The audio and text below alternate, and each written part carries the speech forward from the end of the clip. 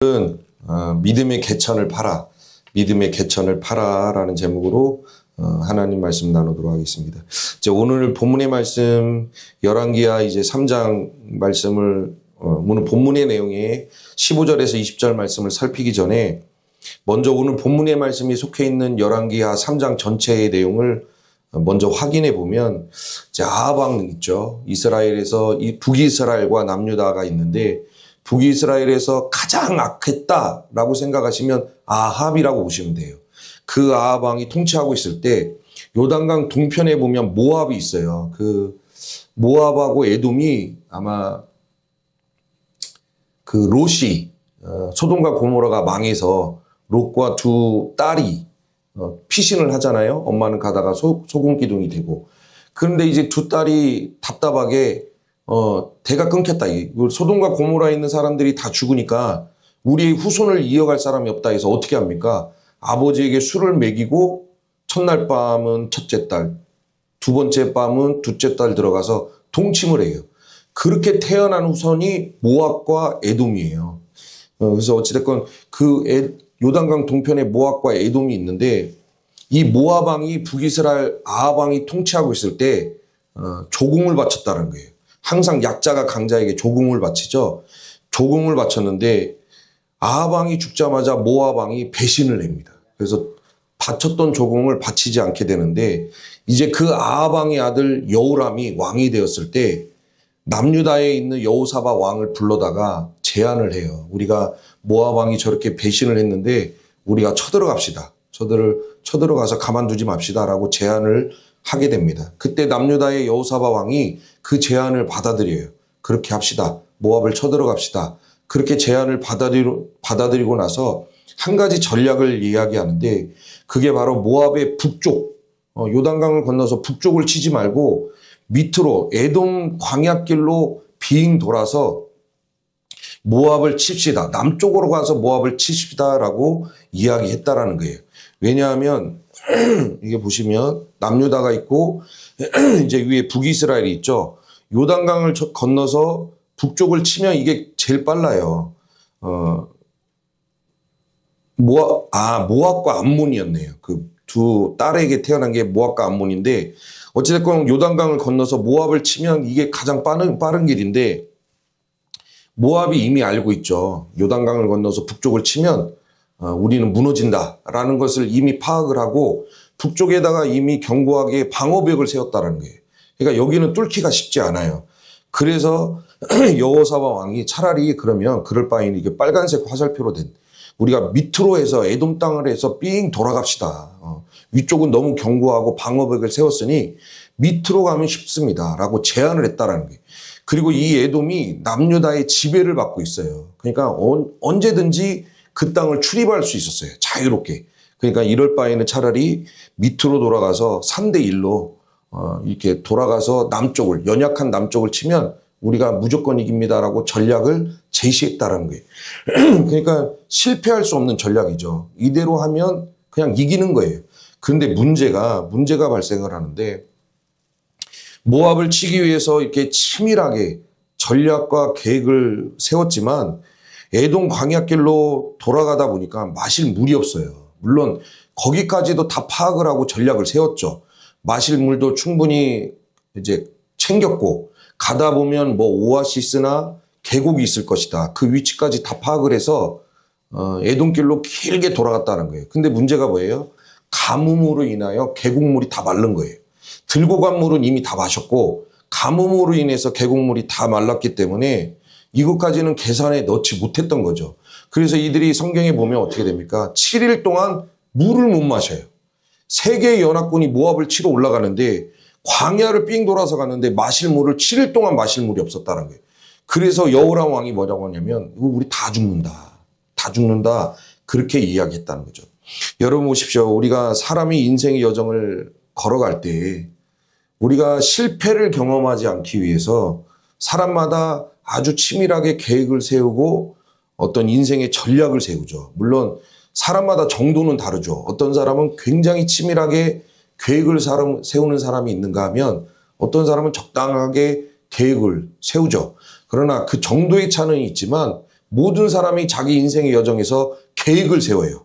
이렇게 하면 망하지 않는다. 이 사람들도 지금 북쪽을 치면 어려우니까 밑으로 돌아가서 세계 연합군이 3대1로 싸우면 우리가 무조건 이긴다. 그리고 가는 길에 물이 없으면 오아시스나 계곡을 파악해서 이렇게 마시면 된다. 이런 계획을 다 세웠듯이 모든 인생들도 하나님 앞에 자기 인생의 여정 속에서 계획을 세워요. 이렇게 하면 실패하지 않고 성공할 수 있다. 그런데 보십시오. 사람이 아무리 많은 계획을 세운다 할지라도 이런 계획을 세우고 저렇게 계획을 세우고 이렇게 인생의 여정 속에서 이렇게 전략을 짜면 실패를 하지 않고 아무리 그렇게 많은 계획을 세운다 할지라도 그 계획대로 되는 건 하나도 없다라는 거예요.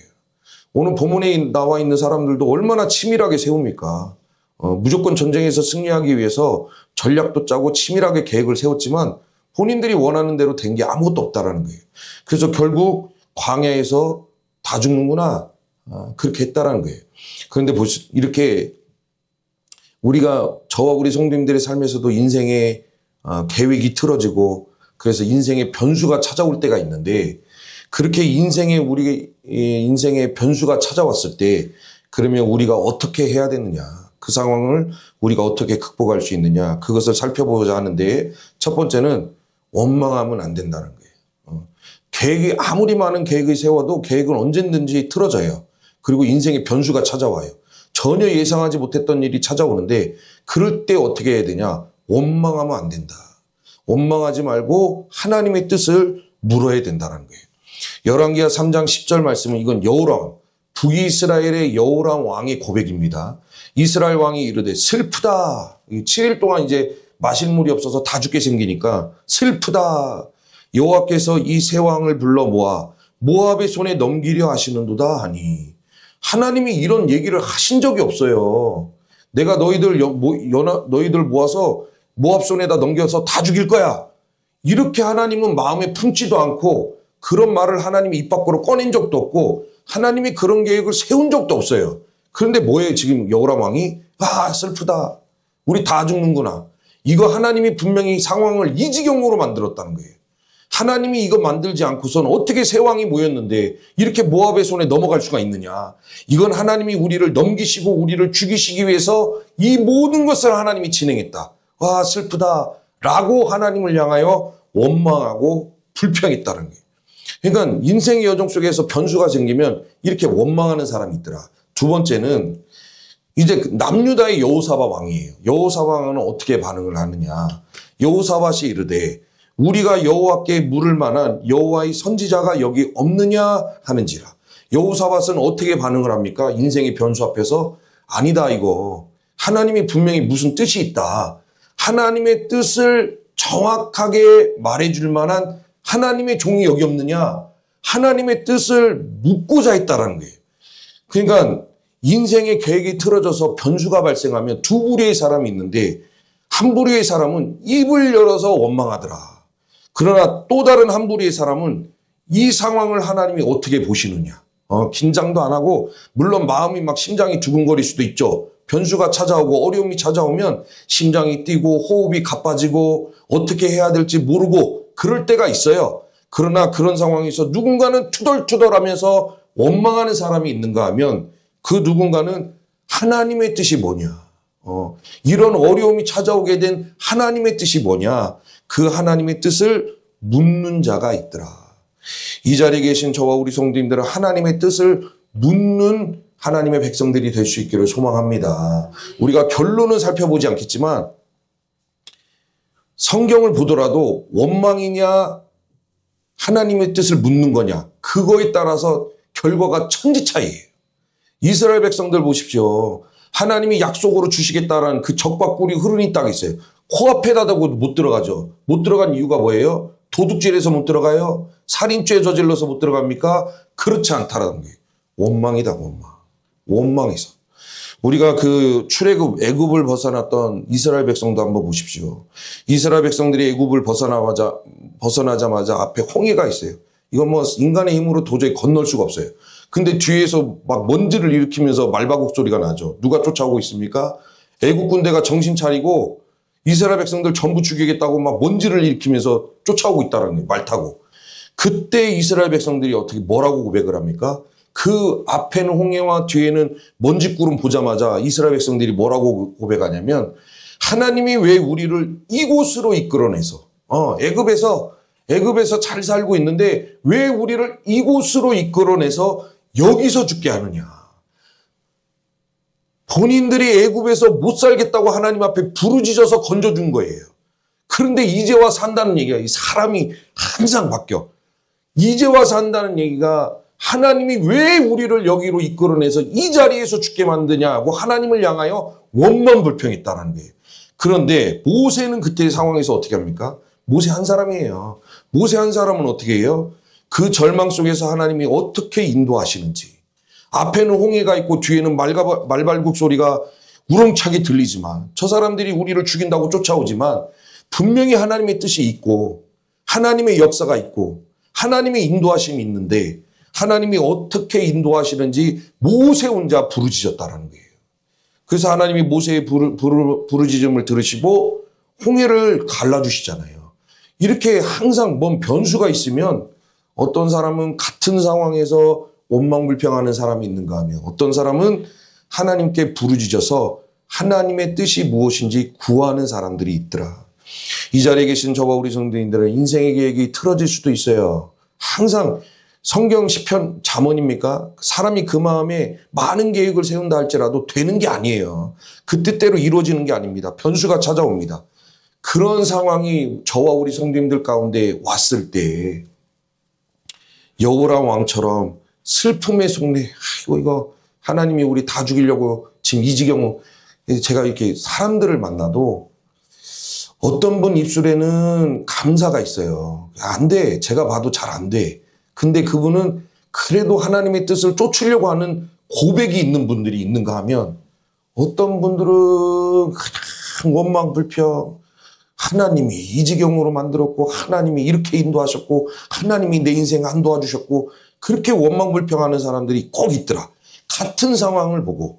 그런데 저와 우리 성도님들 어찌됐건 여호사밧과 모세처럼 이 어려운 상황 속에서도 하나님의 인도하심이 뭐냐, 하나님의 뜻이 무엇이냐 그렇게 묻고 하나님의 뜻대로 인도함을 받는 저와 우리 성도님들의 믿음과 신앙이 될 수 있기를 소망합니다. 결과가 우리가 세세하게 이게 첫 번째 대지이기 때문에 뭐 세세하게 살펴보지 않지만 성경만 보더라도 결과가 완전히 달라져요. 원망이냐 감사냐, 원망이냐 하나님의 뜻이냐 그것만 놓고 보더라도 왜냐하면 입에서 이미 나오면 타고 들어가요. 맞죠? 사람이 무엇을 이야기하느냐에 따라서 그 말대로 타고 들어가요. 그래서 내 입에서 한번 원망이 툭 튀어나오면 원망으로 인생이 타고 들어가요. 그런데 어려워도 감사가 툭 튀어나오면 감사로 인생이 타고 들어가기 때문에 뒤에서 겪는 결말은 완전히 다르더라. 그래서 저와 우리 성도님들은 하나님의 뜻을 물어야 된다. 그 뜻을 묻는 신앙인이 되시고 두 번째는 인생의 변수가 찾아왔을 때 우리는 나와 가까이 계시는 하나님을 반드시 기억하셔야 돼요. 우리 11절 열왕기하 없어졌어요. 우리 그 성경 보실래요? 우리 본문 3장 11절 11절에 보면 이게 바뀌었네요. 본문 3장 11절 말씀에 보면 이런 말씀이 있어요. 여호사밧이 이르되 여호와께서 물을 만한 여호와의 선지자가 여기 없느냐 하는지라 이스라엘 왕의 신하들 중에 한 사람이 대답하여 이르되 전에 엘리야의 손에 물을 붓던 사밧의 아들 엘리사가 여기 있나이다 하니 여호사밧이 하나님의 뜻을 묻기 위해서 선지자를 찾습니다. 하나님의 뜻을 밝히 알려줄 만한 선지자를 찾을 때 그때 여호람 왕의 신하들이 그 말을 듣고 뭐라고 얘기하냐면 사밧의 아들 엘리사가 여기 있습니다 그래요. 그런데 엘리사 선지자는 지금 이 사람들은 지금 전쟁하기 위해서 에돔 땅 길게 돌아가고 있는 상황이잖아요. 엘리사 선지자는 사마리아에 적을 두고 활동하는 순회 전도자예요. 그러니까 지금 에돔 땅에 전쟁하러 가는 무리 안에 포함될 일이 없다라는 거예요. 그런데 그 왕의 신하들이 하는 얘기가 엘리사 선지자가 지금 우리와 여기 있습니다라고 고백했다는 거예요. 그럼 이게 의미하는 게 뭡니까? 하나님이 처음부터 이들과 함께 하셨다는 거예요. 처음부터 엘리사 선지자를 통하여 하나님이 동행하고 계셨던 거예요. 왜냐하면 그들은 인생의 치밀한 계획을 세우지만 이렇게 하면 실패하네, 이렇게 하면 엎어지지 않을 수 있어, 이렇게 하면 성공할 수 있어, 인생의 계획과 인생의 전략을 치밀하게 세웠지만 놓치는 부분들이 있죠. 가뭄으로 인해서 계곡이 마를 거를 어떻게 알았겠어요. 그건 사람이 다 파악을 못해요. 그런데 하나님은 아시죠. 니네들이 그렇게 계획을 세워도 가면 물이 마를 것이다. 너희들은 물을 마시지 못할 것이다.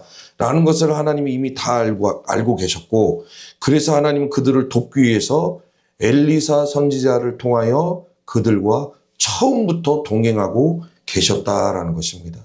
그래서 저와 우리 성도님들도 이걸 기억하셔야 돼요. 인생의 변수가 찾아와서 우리의 삶 가운데 어려움이 있을 때 하나님은 절대로 멀리 계시지 않는다. 눈에 안 보이시죠? 아무리 불러도 주여 주여 불러도 왜 그러느냐, 대답 좀 해주시면 좋겠으나 대답도 없으시고 눈에 보이지도 않고, 그러나 하나님은 절대로 멀리 계시는 분이 아니다. 하나님 우리가 불렀을 때 저기 멀리서 그냥 애써서 오시는 분이 아니라 하나님은 지금 우리와 함께 하시고, 하나님은 지금 우리 성도님들과 가까이 계시면서 우리 성도님들을 도우시는 분이라는 것을 반드시 믿으시기를 바랍니다. 하나님은 멀리 계시지 않아요. 지금도 이곳 가운데 임재하시고 지금도 우리 성도님들의 형편을 알고 계시고, 근데 이제 목사의 심정으로서 하나님 진짜 빨리 좀 도우시라고요. 우리 기도 제목 적어내면 제가 기도 제목을 봐도 막 너무 답답해 보이고 빨리 해결됐으면 하는 마음이 있고, 그래서 저도 기도할 때 빨리 좀 도와달라고 이야기하나 하나님의 시간대는 어찌됐건 너무 달라요, 우리와. 그래서 하나님의 때에 도우시는데 그 시간대가 성질 kop은 사람들하고는 너무 다르니까 더 차이가 나는 거예요. 그러나 차이가 있어도 하나님의 때가 길어져도 하나님은 멀리 계시는 분이 아니라 저와 우리 성도님들 옆에서 지금 동행하고 계시는 줄 믿으시길 바랍니다. 엘리사 선지자가 거기 있을 상황이 아니에요. 그런데 선지자가 없습니까? 하나님의 뜻을 물을 사람 없습니까? 여기 있나이다 하겠다는 거예요. 어떤 사람이 밤에 꿈을 꿨는데 예수님과 함께 모래사장을 걸어갑니다. 모래사장을 걸어갔는데 모래 위를 보니까 두 개의 발자국이 있어요. 하나는 예수님 거고 하나는 본인 거겠죠. 그런데 인생의 가장 빛나는 순간, 행복하고 좋을 때는 두 개의 발자국이 선명하게 찍혀서 있어요. 그런데 내 인생의 가장 절망적인 순간, 인생의 캄캄해서 한 치 앞도 내다볼 수 없는 상황 가운데 있었을 때는 발자국이 하나밖에 없는 거예요. 그래서 이 사람이 무슨 생각을 하냐면, 이거 봐봐. 하나님이 나를 혼자 두셨네 라고 하는 거예요. 그래서 섭섭한 마음에 예수님께 물어요. 예수님, 아니 저와 날마다 세상 끝날 때까지 함께 하신다고 약속하지 않으셨습니까? 그런데 왜 내 인생의 가장 어두운 그 순간에, 가장 캄캄해서 한 치 앞도 내다볼 수 없는 그 인생의 절망적인 순간에 왜 발자국이 하나밖에 없습니까? 나 혼자 걷게 하신 거 아니냐고. 아니 분명히 인생이 가장 좋을 때는 선명하게 두 개의 발자국이 있지만 가장 어두울 때는 발자국이 하나 있는 거 보니까 하나님도 저기 멀리 계신 거 아니냐고, 나를 피해 있었던 거 아니냐고, 나 혼자 내버려 두셨던 거 아니냐고, 그렇게 예수님 앞에 섭섭한 마음을 이야기했다라는 거예요. 그러니까 예수님이 하시는 말씀이 나는 한 번도 떠난 적이 없다는 거예요. 어려울 때, 괴로울 때, 절망적인 순간에, 그래서 막 베개를 적실 때, 조용하게 누워서 베개를 적실 때, 아무도 없는 곳에서 가슴을 칠 때 너를 혼자 두지 않았다는 거예요. 네가 가장 힘들고 고통스러울 때 나는 지쳐있는 너를 업고 걸었다는 거예요. 그러니까 발자국이 하나밖에 없었다. 하나님은 저와 우리 성도님들을 떠나시는 분도 아니고 혼자 내버려 두시는 분도 아니고 지켜보시는 분도 아니에요. 때가 있을 때 하나님은 돕는 거죠.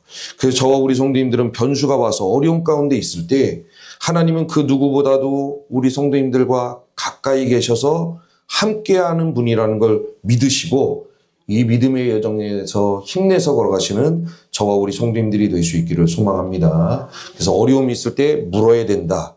묻고 가까이 계시는 하나님을 기억해야 된다. 그리고 마지막으로 인생의 변수가 찾아와서 어려운 가운데 있을 땐 하나님이 뜻을 알려주시는데 그 뜻에 순종함으로 이제 오늘 제목처럼 믿음의 개천을 파야 된다는 거예요. 그냥 가만히 계시면 안 돼요. 하나님이 말씀을 주셨으면 개천을 막 파야 되는데 16절 말씀에 보니까 요거인데요. 이게 제가 사도행전을 안 바꾼 거고 열왕기하 3장 16절에 보니까 그가 이르되 여호와의 말씀이 이 골짜기에 개천을 많이 파라 하셨나이다. 여호사밧이 엘리사 선지자를 만나서 물어봐요. 이렇게 7일 동안 물을 못 마시고 다 죽게 생겼는데 전쟁도 못 해보고 죽게 생겼는데 어떻게 해야 됩니까? 라고. 엘리사 선지자가 하나님의 말씀을 받아서 이야기해 주는데 그 이게 뭐냐면 개천을 파라는 개천. 가뭄이 와서 계곡도 말랐는데 개천을 파라는 거예요. 여러분 보세요. 때로는 하나님이 저와 우리 성도님들에게 주신 말씀이 현실과 맞지를 않아. 이건 어느 정도 엇비슷해야지. 어느 정도 맞아떨어져야죠. 그래야 순종할 맛이 나고 아멘할 맛이 나죠. 근데 하나님이 주신 말씀이 완전히 현실과 동떨어졌다는 거예요. 지금 이 상황에서 비도 한 방울도 내리지 않아서 현재 있는 계곡물도 말랐기 때문에 파야 무슨 의미가 있냐라는 거예요. 있는 계곡도 말라 있는데. 그리고 이들은 7일 동안 마실 물이 없었기 때문에 힘도 없어요. 개천을 팔 힘도 없어요. 그거 팠다가는 죽을 수도 있고 전쟁도 못하고 죽을 수도 있어요. 설령 개천을 팠다 해도 비가 오지 않으면 끝나는 거예요. 그러니까 현실과 맞지 않더라. 하나님이 주신 말씀이 현실과 맞지 않다. 그럼에도 불구하고 하나님이 끝까지 뭐라고 얘기하십니까? 개천을 파라 라고 얘기하면서 17절 여호와께서 이르시기를 너희가 바람도 보지 못하고 비도 보지 못하되. 아니 이게 무슨 말이에요? 개천을 파면 그 다음 이어지는 말이 뭐 해야 돼요? 내가 비를 내려서 개천을 메꾸리라. 아니 그게 맞죠? 아니 누가 봐도 현실적으로 그렇게 말씀을 주시는 게 맞다라는 거예요. 근데 하나님이 뭐라고 해요? 바람도 보지 못, 비바람도 보지 못하고 비도 못 본다. 이건 무슨 더 복장 터지는 소리를 하고 있네 지금 하나님이. 아니 비를 내려 우리 엘리야 선지자가 갈매산에 올라가니까 막 기도하죠. 그러니까 3년 반 동안 비가 오지 않았던 게 손바닥만한 구름 생겨요. 손바닥만한 구름이 생기더니만 이게 비구름이 먹구름이 되어서 3년 6개월 동안 비가 오지 않은 땅에 비를 퍼부어 주시죠. 아니 최소한 그 역사는 일어나야 될 거 아니에요. 근데 하나님이 바람도 못 보고 비도 못 본다. 더 기가 막힌 말씀을 하시네. 그러면서 하시는 말씀이 이 골짜기에 물이 가득하여 비도 못 보지만 물이 가득하여 너희와 너희 가축과 짐승이 마시리라. 기가 막혀요. 기가 막혀. 개천 7일 동안 마실 물이 없어가지고 지금 숨이 깔딱깔딱 넘어가게 생기는데 개천이나 파라고 했었고 제가 너무 막 인간적 용어를 쓰고 있습니까 지금? 나는 좀 하나님이 좀 아무튼 죽게 생겼는데 개천이나 파라고 했었고 개천을 파는 것까지는 좋은데 비도 안 내려주신다고 하시고 이건 말씀을 순종을 하라는 건지 말하는 건지 지금 오늘날 하나님이 이 순간에 우리에게 오셔가지고 이런 말씀 주시면 순종하겠어요 우리 성도님들? 전 못해요. 힘도 없고 의지도 약해서 못해. 개천을 어떻게 팝니까? 그런데 이스라엘 백성들은 어떻게 해요? 이 세계 연합군이 파요 파. 개천을 파라고 하니까 몇 개를 팠는지 모르겠지만 너도 나도 개천을 파기 시작했다는 게 그때 어떤 역사가 일어납니까? 20절 아침이 되어 소재 드릴 때에 물이 에돔 쪽에서부터 흘러와 그 땅에 가득하였더라. 이게 건천홍수래요. 이게 무슨 말이냐면 에돔에 있는 산지에서 폭우가 쏟아지면 거기는 원체 그 땅도 갈라져 있지만 막 딱딱하잖아요. 그 폭우가 막 흘러서 그 물길 타고 오는 거예요. 물줄기 타고 수십 킬로를 이렇게 흘러온다는 거죠. 지금 하나님이 그 얘기예요. 이 사람들은 비도 못 봤어. 비구름도 못 봤지만 지금 에돔 산지 수십 킬로미터 저쪽에서는 폭우가 쏟아진 거죠. 그게 그 물이 막 차고 흘러 넘쳐서 지금 이 사람들이 있는 곳까지 온 거예요. 그래서 아침에 눈을 떠봤더니 에돔 쪽에서 흘러와 그 땅에 가득 개천을 싹 메꾼 거예요. 그래서 이 사람들이 아침에 일어나서 물을 마시죠. 기운을 차리고 모압을 다시 쳐서 승리했더라. 이게 결론이에요. 인생의 변수가 찾아와서 어려운 가운데 있을 때 가장 중요한 게 뭐냐. 내 이성으로 일단 납득이 되지 않아도 그게 중요하지 않다. 내 머리로 납득이 안 돼요. 말씀이 납득이 안 돼. 받아들이기가 쉽지 않아. 그럼에도 불구하고 하나님의 뜻에 순종하여 개천을 파는 게 중요하더라. 저와 우리 성도님들은 믿음의 개천을 파서 하나님의 능력을 맛보는 우리 성도님들이 될 수 있기를 소망합니다. 성경에 보면 다 믿음의 개천을 팠던 사람이에요. 노아 보십시오. 하나님이 120년 뒤에 물로 세상을 심판하리라. 그래서 방주 만들려고 하니까 80년, 70년에서 80년 정도의 기간 동안 120년 내동 방주를 만든 게 아니라 70년에서 80년 기간 동안 노아가 방주를 만들죠. 산꼭대기야 그것도. 그러니까 지나가는 사람들이 다 손가락질하고 오늘도 내가 잠깐 유튜브 봤는데 미국에서 몇 년 전에 노아 방주만한 크기의 배를 실제로 만들었더라고요. 그 유튜브 들어가서 노아의 방주 한번 쳐보십시오. 미국에서 실제로 그러니까 갖가지 노력들은 다 있어. 방주를 만드는데 이것을 노아는 산꼭대기에다 만들었다는 거예요. 이게 사람들이 지나가면서 다 욕하고 무시하고 미쳤다고 얘기하고 손가락질하죠. 그럼에도 불구하고 노아가 멈춥니까? 계속 파요. 개천을 믿음의 개천을 파. 꼭대기에다가 방주 만들어 놓고 딱 8명 생존해요.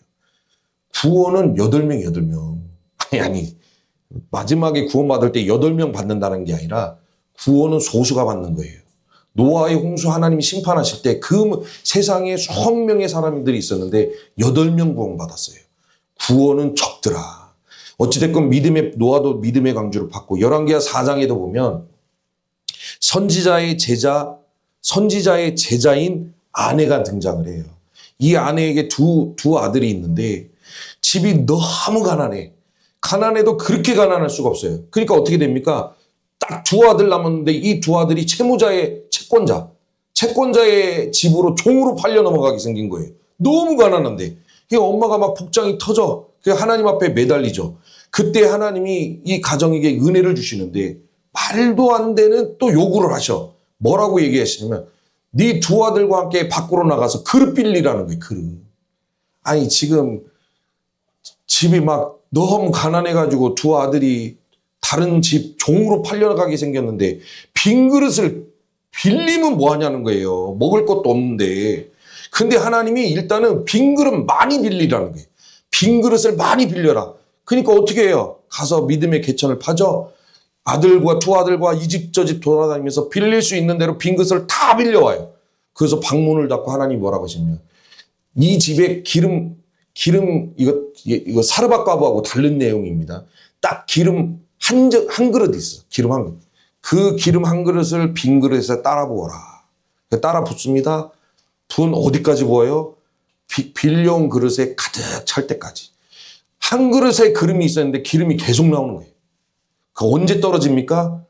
빌려온 그릇이 다 떨어졌을 때까지. 그래서 그 기름 팔아다가 먹고 사는 문제를 해결한 가정이 있죠. 말이 안 돼도 믿음의 개천을 파야 돼요. 하나님이 내게 말씀을 딱 주셨어. 근데 이 말씀이 왜 준 거예요 도대체?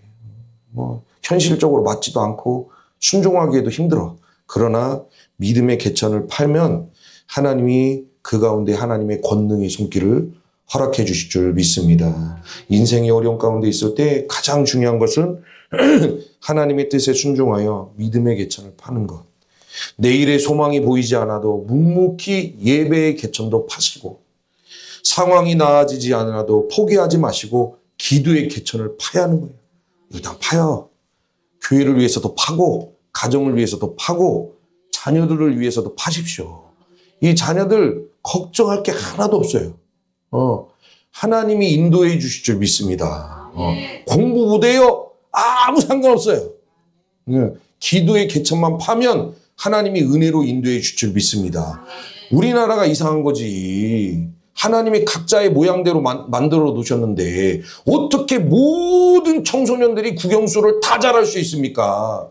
처음부터 그렇게 만들어 놓으시지도 않았는데. 근데 이놈의 대한민국은 모든 애들로 하여금 국영수를 다 잘하게끔 해. 그게 가능해요? 누군가는 자동차를 잘 고쳐야 차가 굴러갈 거 아닙니까? 권사님은 다 키워놓으셨잖아요. 손자. 상황이 나아지지 않아도 계속 기도의 개천을 파시고 사람이 알아주지 않아도 그냥 맡은 자리에서 계속 순종의 개천을 파는 저와 우리 성도님들이 되시기를 소망합니다. 그 개천을 파며 하나님이 오늘 본문에서 물이 흘러와서 가득 차게 하신 것처럼 우리의 개천에도 하나님의 능력을 부어주실 줄 믿습니다. 말씀을 정리하겠습니다. 어려움이 왔을 때 나와 동행하고 계시는 하나님을 꼭 신뢰하십시오.